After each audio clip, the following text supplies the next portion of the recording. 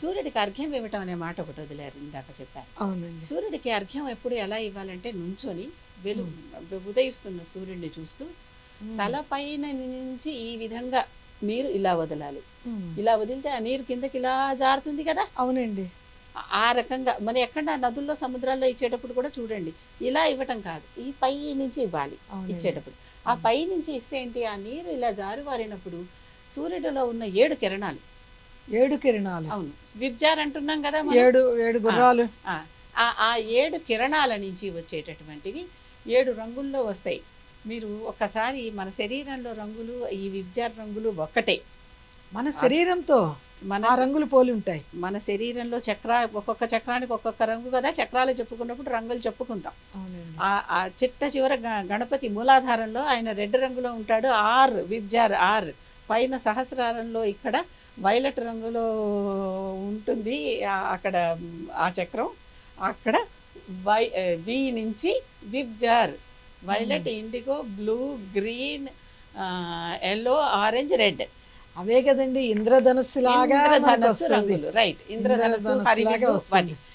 ఈ రంగులన్నీ మనం పైనుంచి ఇలా నీరు వదిలిపెట్టినప్పుడు ఆ కిరణాలు ఆ రంగుల్లో పడి ఆ చక్రంలోని అక్కడ చక్రాన్ని యాక్టివేట్ చేస్తాయి.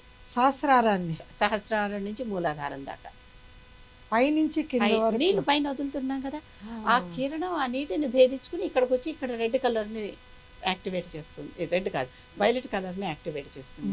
ఇక్కడ ఇండికో, ఇలా ఒక్కొక్కటి చేసుకుంటే కిందకి మూలాధారానికి వచ్చేసరికి రెడ్ కలర్ని యాక్టివేట్ చేస్తుంది.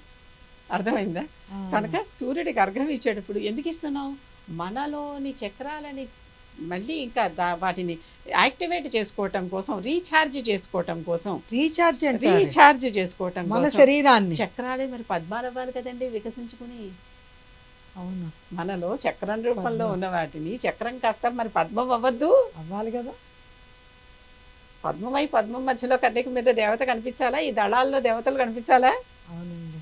అవి ఆ యాక్టివేషన్ జరగాలంటే సూర్యుడు అవసరం. అందుకే సూర్యుడు మనకి ప్రాణప్రదాత, ఆరోగ్య ప్రదాత. అన్నీ పై నుంచి ఇలా నీరు వదిలినప్పుడు ఆ నీరు ద్వారా కిరణం ఒక్కొక్క చోట ఇలా 7 కిరణాలు వచ్చినట్టు భావించండి. వచ్చి ఈ 7 చక్రాలు యాక్టివేట్ అవుతాయి.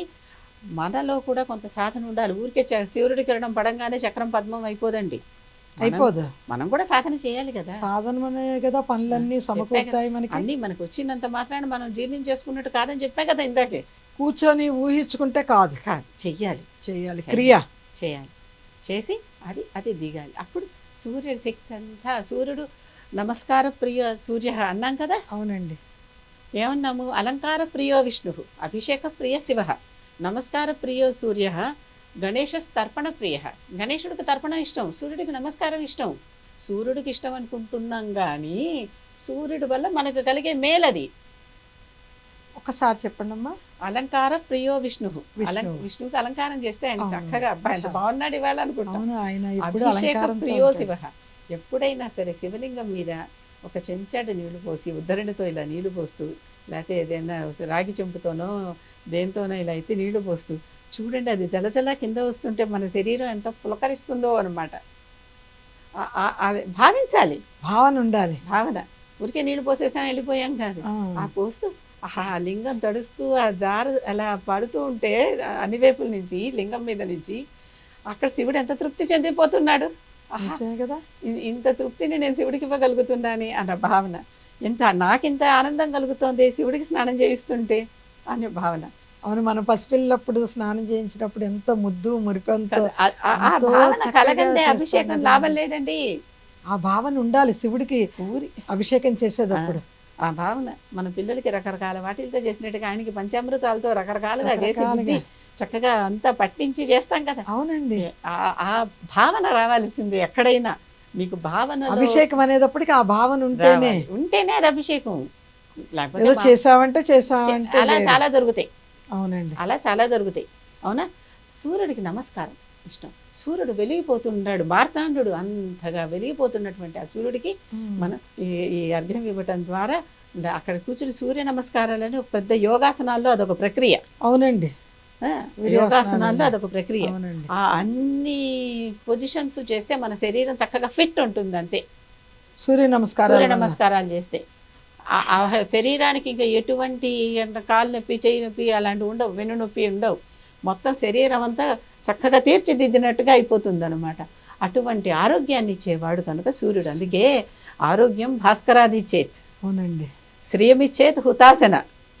శ్రీమిచ్చేత్ హుతాసన. హుతాసనుడు అంటే అగ్నిదేవుడు. అగ్నిదేవుడికి మనం ఏం చేసినా శ్రియం మనకు అన్ని రకాలుగా కలుగుతాయి. అవునండి, ఆయనే కదా హవిస్సులు తీసుకొని మనకి అన్ని ఇస్తున్నాడు. మనకి ఫలాన్ని ఇచ్చేది వాళ్ళే కదా. శ్రియమిచ్చేత్ హుతాసన.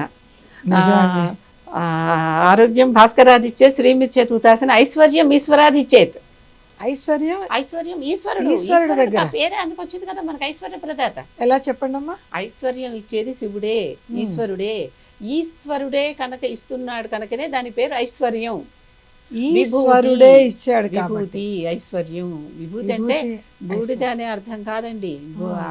ఆవు పేడ నుంచి చేసి వచ్చినటువంటి బూడిద అనే అర్థం కాదండి. విభూతి అంటే అపారమైన కరుణ, అపారమైన జ్ఞానం. విభూతి అంటే విభూతి అంటే విభూతి అంటే స్వయంగా స్వామే. స్వామి ఆయన రూపమే, ఆయన అనుగ్రహమే విభూతి. ఇచ్చేది. అవునండి. మోక్షం ఇచ్చేది జనార్దన.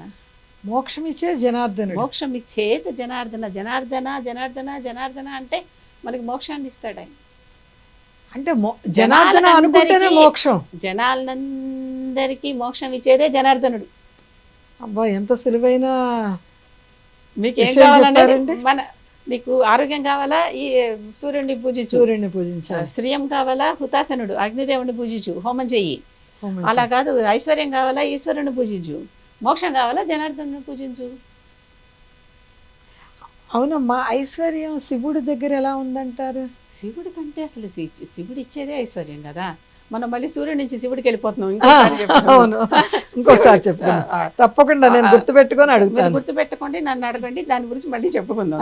సూర్యుడి గురించి. సూర్యుడు చెప్తున్నాం కదా. ఇప్పుడు అర్ఘ్యం ఇచ్చడం వల్ల ఆ శివుడు. అర్ఘ్యానికి తర్పణానికి ఏమిటి తేడా చెప్పండి? తర్పణం గణేశుడికి ఇస్తాము, అందరి దేవతలకి తర్పణం జపం చేశారు. సరే, మళ్ళీ ఇంకోసారి చెప్పుకుందాం తర్పణం గురించి. తర్పణం అనేది ఇది అక్కడ దేవుడిని భావించుకుంటూ ఆ మంత్రం ఏదో రాసుకుని దానికి మనం పాలతో కానీ నీళ్ళతో కానీ మన దగ్గర ఉన్న వస్తువుతోనే కదా చేసుకోవాలి. మనకి అందుబాటులో దాంతో ఆ మంత్రం చెప్పుకుంటూ ప్రతిసారి అక్కడ అలా వేస్తూ ఉండటమే తర్పణం.